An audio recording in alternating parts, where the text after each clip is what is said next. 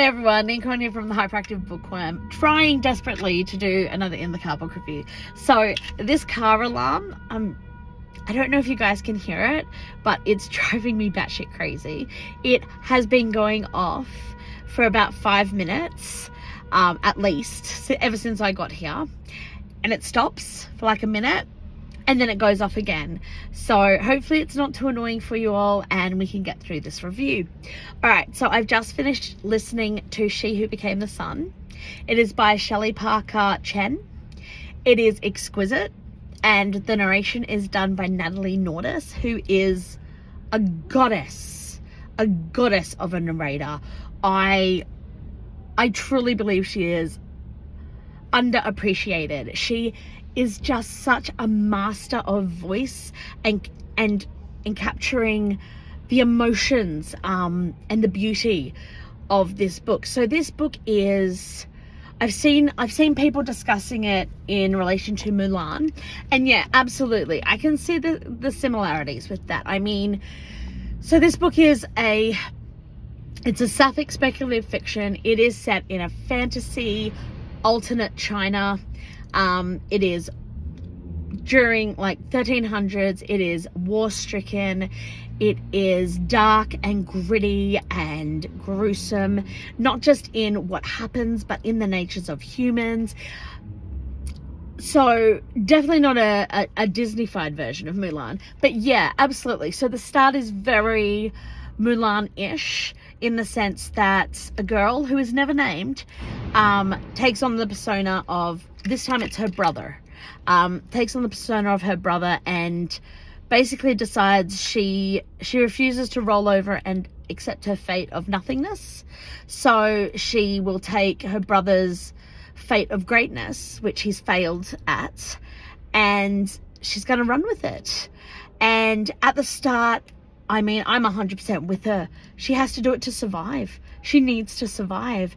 And she is beyond stubborn. She is determined. And she doesn't want to die. She doesn't want to give in to the nothingness. And I'm right there with her.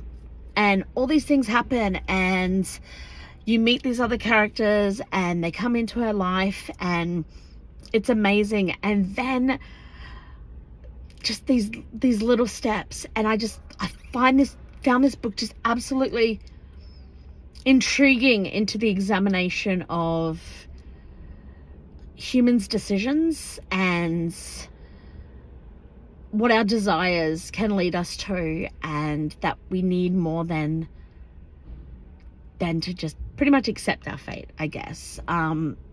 And your fate is never determined. In the end, that's the message I got from it, that your fate is never determined unless you go for it. You can't just sit back and have it all handed to you. It just doesn't work that way. And it takes the main character a long time, I think, to realize that that's what she's doing. She really, oh my God, her growth is just absolutely phenomenal and incredible.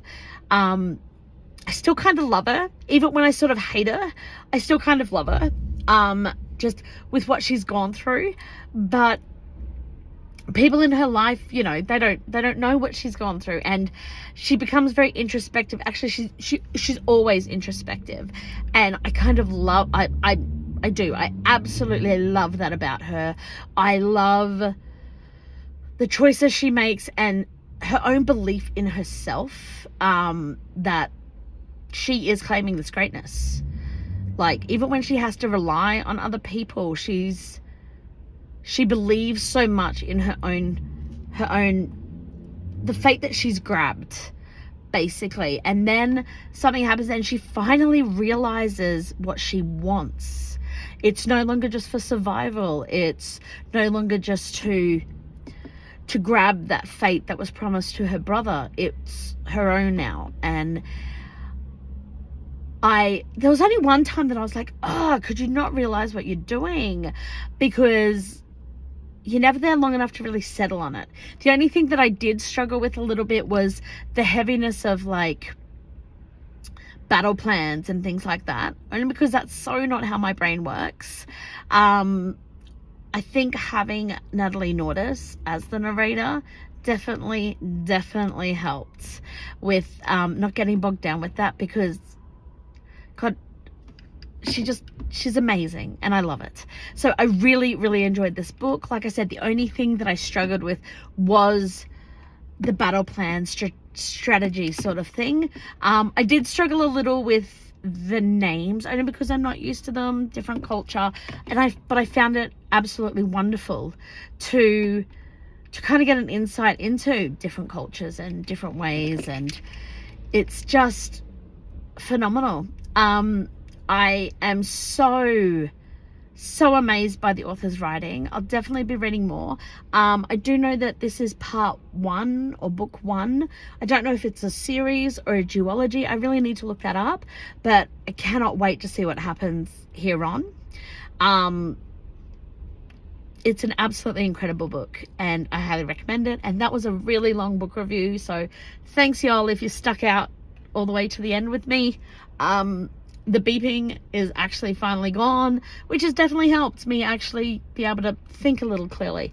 So definitely check this out and I'll see y'all later. Hey, thanks so much for watching. Now, if you would like to keep track of my videos so you don't miss any, make sure you hit subscribe. All likes, all subscriptions, they all help to keep this passion project alive. You can also, if you would like to support me, buy me a coffee. The link's down below. Thanks, y'all.